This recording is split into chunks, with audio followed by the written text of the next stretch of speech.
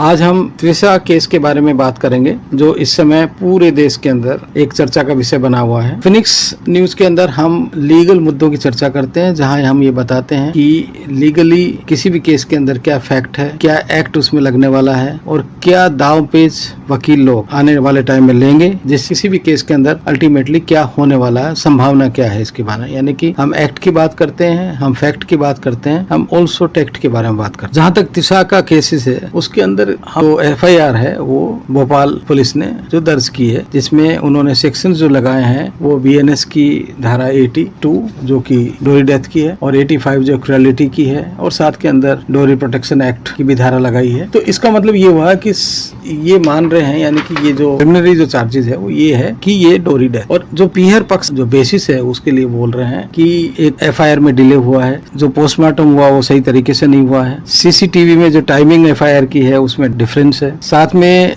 X जज है जो इस समय प्रेसिडेंट ऑफ कंज्यूमर फोरम भी है, उन्होंने घटना के तुरंत बाद बहुत सारे इन्फ्लुएंशियल लोगों से बात की, जिसमें डॉक्टर भी है, जजेस भी है और अन्य लोग भी है। और साथ में हस्बैंड जो है, जब एंटिसिपेटरी बेल रिजेक्ट हुई तो उसके बाद से अब्सकॉन्डिंग है और सरकार ने उसके ऊपर इनाम घोषित किया। यानी कहने का मतलब ये है, एक या दो लाइन में समझा जाए तो पीयर पक्ष ये कहता है कि त्रिशा की मौत के जिम्मेदार उनके ससुराल वाले हैं और जिम्मेदारी नहीं है, अब वो सजा से बचने के लिए अपने पद का दुरुपयोग कर रहे हैं और वो सारे काम कर रहे हैं जिससे कि उनको सजा न मिले, और उनके साथ में हॉस्पिटल, पुलिस, इवन जो एंटिसिपेटरी जो बेल दी है वो सब मिले हुए हैं, यानी कि उनका इन सब पे विश्वास नहीं। उसके उलट जो गिरिबाला सिंह, उनका कहना है कि ऐसी कोई बात नहीं है, उसके उनके जो रिलेशंस बहुत अच्छे थे। जिस दिन ये घटना हुई उसके उसी दिन वो जिम में भी गई है, वो ब्यूटी पार्लर पे भी गई है, उन्होंने साथ में खाना भी खाया है, और उसके बाद में बोले कि मैं ऊपर जा रही हूँ थोड़ी देर के लिए दूसरी जगह, मेरे को बात करनी है, आई नीड ए स्पेस।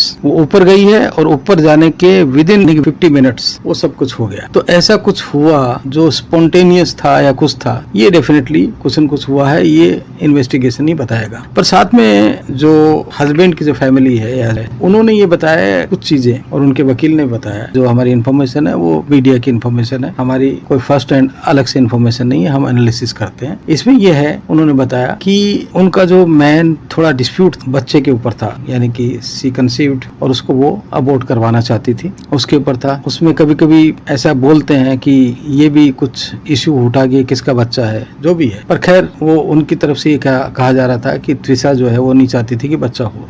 तो एक ये था, उसके लिए वो डॉक्टर के पास भी गई, काउंसलिंग भी किया, और कुछ कहते हैं कि she was suffering from schizophrenia also. Schizophrenia एक ऐसी एक तरह से मानसिक स्टेट है जिसमें आदमी कुछ भी बोल सकता है, कुछ भी कर सकता है, अलग टाइप की है। साथ में इस परिवार ने ये भी बताया है कि हमने 3 या 4 महीने के अंदर अंदर त्रिशा को 7.5 लाख रुपए दिए, उसके जो भाई है उसको 50,000 रुपए दिए। तो इतना पैसा उसने कहाँ खर्च किया, क्या काम आ रहा था? उसने ये तो स्टेटमेंट किसी को चैट में लिख के दिया है कि I am trapped and you don't get trapped, पर उसमें वो ट्रैपिंग को सिर्फ इस फैमिली के बारे में बता रही है या नहीं कर रही है, वो उसके फ्रेंड से पता लग सकता है कि वो किस संदर्भ में बात कर रही थी, what context they were talking. उसी के बाद में ये कह सकते हैं कि क्या हो सकता है। तो ये सारे के सारे देखते हुए, ये आरोप और प्रत्यारोप देखते हुए ये कह सकते हैं कि कोई कंक्लूसिव प्रूफ जो क्राइम का नहीं मिल रहा है। पर उसके उलट पूरा मीडिया एक ही तरफ से बोल रहा है कि जो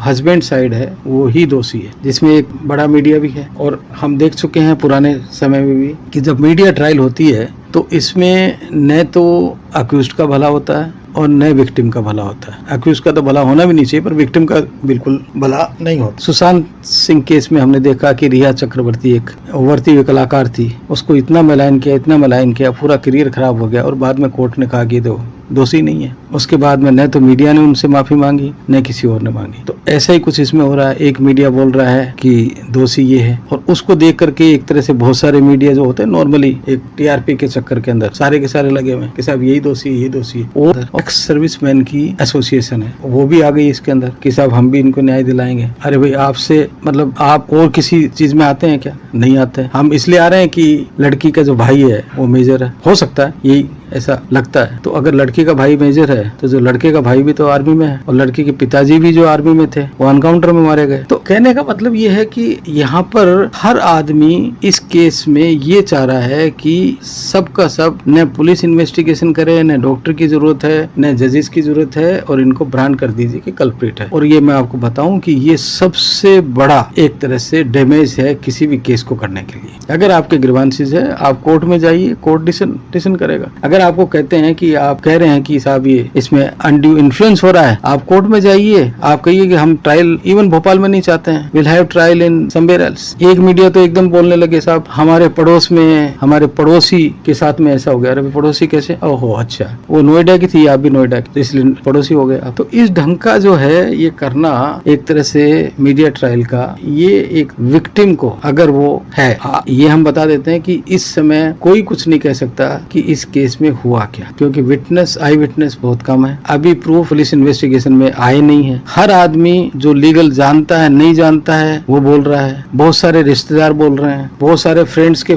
फ्रेंड्स बोल रहे हैं, और उस पूरे केस को ऐसा लगा दिया जैसे हर आदमी अपने आप को जैसे समझ है। एम्स के अंदर दोबारा पोस्टमार्टम होगा, सीबीआई इंक्वायरी करेगी। अभी पता लगा है कि सुप्रीम कोर्ट ने भी इसका कॉग्निजेंस लिया है and bench will hear the case. तो ये सब अच्छे संग, हर आदमी चाहता है कि इसमें न्याय मिलना चाहिए, और साथ के अंदर एक्चुअल हुआ क्या ये जरूरी है पता लगाना, ताकि उनके जो माता पिता लड़की के वो भी सेटिस्फाई हो जाए और हस्बैंड की साइड को भी अननेसेसरी प्रॉब्लम नहीं हो। पर जहाँ तक आज का सवाल है, हमारा मानना है कि इस समय तक ऐसा कोई भी प्रूफ दिख नहीं रहा है जिससे अपरेंटली ये कहा जा सके कि ये आदमी गिल्टी है। अब इन्वेस्टिगेशन होगा, उसके बाद में क्या होगा, कैसे आएगा, वो देखते हैं। Will definitely get you updated. And आप इस बारे में क्या सोचते हैं? आपके हिसाब से क्यों हस्बैंड दोषी है, या क्यों हस्बैंड के दोषी परिवार दोषी है, या क्या पीहर वाले कुछ ज्यादा एलिगेशन लगा रहे हैं? आपका क्या विचार है ये आप कमेंट में जरूर लिखेंगे। इसी के साथ थैंक यू वेरी मच।